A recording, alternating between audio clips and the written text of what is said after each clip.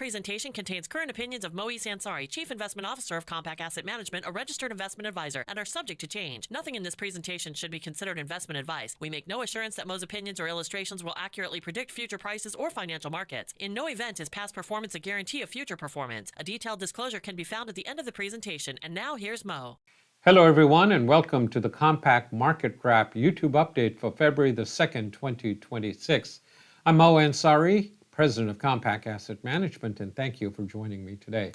Quick reminder, click on the subscribe button so whenever I post an update, you'll be notified and you can watch it at your convenience.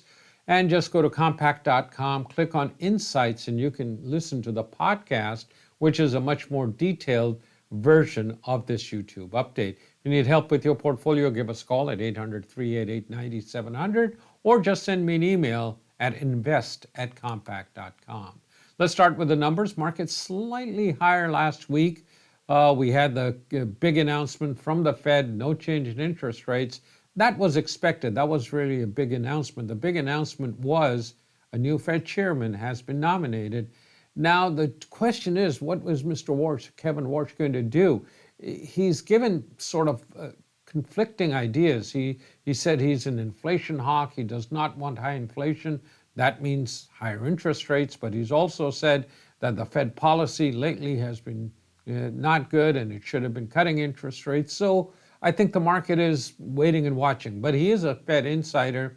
He's been on the Board of Governors for a while, so we will see how the policies turn out to be. And that is what the market did. Oil was up big last week on the expectation, but interest rates slightly, S&P slightly higher. We saw the Dow slightly lower. We saw also a change in Russell Small Cap was down big last week, but we saw the emerging markets continue to move higher. So markets really, NASDAQ slightly lower, markets really slightly not much change from where they were. Communication services, that's the Google and Meta, those were the big winners last week. Technology is still sort of stuck in the middle, not going anywhere up or down. Healthcare was the big loser last week, down 1.7% on the week. Oil was a big jump up in the oil prices we saw last week. Expectation is there's a heightened tensions in the Middle East with a lot of naval forces and a lot of U.S. forces moving towards Iran, and an Iranian strike becoming, U.S. strike on Iran becoming much more of a possibility. But I still think we'll see more negotiations before we get there. And there's some talk today that there are negotiations taking place. Interest rates going nowhere, but they're still at the high end of the range at 4.26. I'll show you a chart later on. And it's showing that, yeah, we did see interest rates at the higher end of where they've been. They've been as low as just below 4%. Now they're about 4.25, 4.26 for the 10-year. We did see a spike in Japanese bond yields, and that got everybody worried. But I think it was a one-time phenomenon that we saw this little spike, and then we saw rates come right back down in Japan. So it was just the suspension of taxes on food taxes, suspension ahead of polls. It jolted the market. Are they going to do more stimulus because of the election? But we'll wait and see there. Interest rates, as I mentioned, the Fed kept rates at between 3.5 and 3.75. That was not a surprise. But what is Mr. Warsh going to do? The new Fed chairman will have to wait and see. Inflation came in a lot higher. It was expected at 0.2, came in at 0.7, which was a big jump in the core inflation rate. We'll have to wait and see if this was just a one-month blip due to some of the components going up a lot more, or is this something that is going to persist? We are going to get a lot of data. Non-farm payroll is going to be the big one. That is the unemployment data coming out on. It was expected to be out on Friday, but because of the government shutdown, it might be delayed a day or two. So it might come out Monday or Tuesday instead of coming out Friday. But the expectation is 65,000 jobs created. Last month was 50,000. So we're sort of struggling along in the number of jobs created, sort of right about flat, nothing dramatic there. Technically, we are at a fifth wave high. We've made a new fifth wave high. This is the fifth, and after that, we usually come back down. But the target is still right here, 71.50 to 71.75. That is still my target on the upside, is what I'm looking for. But we did come down on Friday a lot, came back up today nicely. We can get above the high, which is just above 7,000. Then we can get about 100, 150 points to hit our Fibonacci targets right about here, is what I'm looking at. Weekly charts also positive, still 7,200 and change is the weekly target, but that's a much longer term target. NASDAQ still 25.2 to 25.4 is the target from the third wave. We're sitting at about 23.6 today. So a couple of thousand points we could get out of the market on the upside. Big down move on Friday, came and tested the 50-day. Today we're back above the 20-day. That's the red line right here. We're above the 23,520. We're 23,632 going into the close. Weeklies look good, still target around the 2,500, 25 and change up here on the upside. Small caps, this is a small cap ETF, IJR. This is a small cap 600, the S&P. It made a high right here, pulled back on Friday, but still held the 20-day, and today came right back up. So we'll see what happens around 132 for this one. We're about 128 and change. That's where we are today, 128 and a half. And this is international stock, same thing. Looks like we made a top, came back down, tested the 20-day moving average, and then we came back down from there. So came back up from there. So back and forth here. We'll have to look at some longer term charts, but it's been in a nice uptrend. The international markets on the upside is what we are seeing right now. Looking at the 10-year Treasury, we're still at the 200-day moving average is where we are, sitting right around there at 4.231 is what we're looking at, and we're way above that now. We got as high at 4.3, so today we had 4.27, so still at the high end of the range. We were down here in October, down to about 3.95, so we've come up about 30 basis points. Again, the number that I'm looking at is 4.35, right about here. That's the number I would pay particular attention to and go from there. Looking at the gold chart, big down move, huge moves on the downside. After Mr. Warsh's nomination, we came down, got below the 20-day moving average, testing the 50-day moving average is 410.85. We're 429, so we're back up a little bit, but I think we'll still have to come down around 410.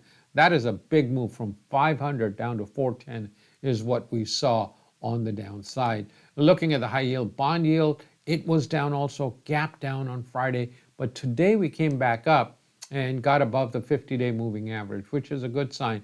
It is 80.77.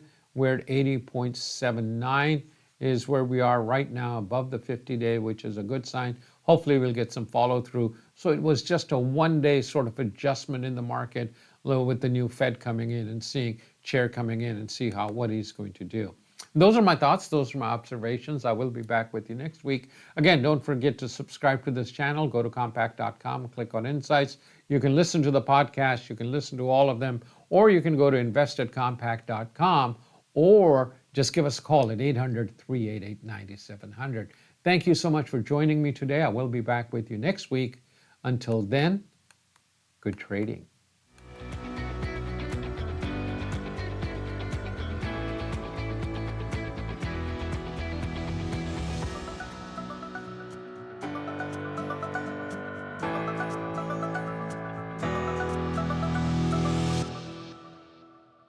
This presentation contains the current views and opinions of Moise Ansari, Chief Investment Officer of Compact Asset Management, a registered investment advisor. The views expressed are current only as of the date of this presentation and are subject to change. Nothing in this presentation should be considered investment advice, and nothing is personalized to any investor's individual circumstances. Compact Asset Management offers investment advice only after entering into an investment advisory agreement and gathering client-specific information about goals, objectives, financial status, and risk tolerance. This presentation uses terminology associated with technical analysis and provides charts to illustrate some of the concepts discussed. Technical analysis is a security analysis method with the goal of forecasting the direction of prices of securities or market indices through the study of past market data, primarily price and volume. We make no assurance that past performance or the use of technical analysis will accurately predict future prices. Further, a risk of technical analysis is that overfocus on historical patterns could lead to ignoring or downplaying security-specific concerns, overall market or sector concerns, or other factors because we assume inaccurately that historical patterns will repeat themselves. In no event is past performance a guarantee of future performance.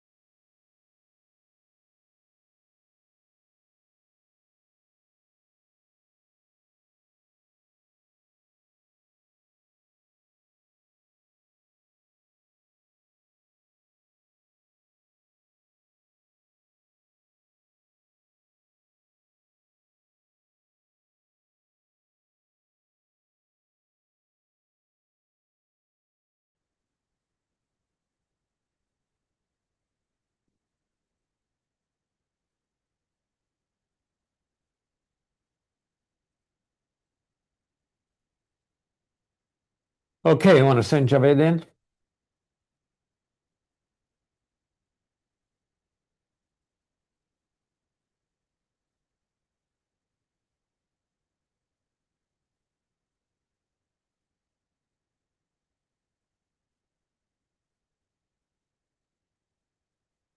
Hey, Hey, there you are. Ready to go? no, I'm about to go on a meeting for an hour and a half.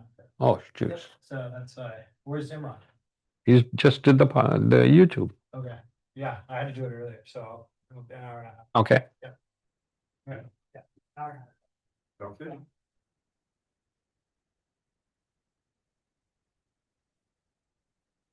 You want to go have lunch? Sure, yeah. Where do we go?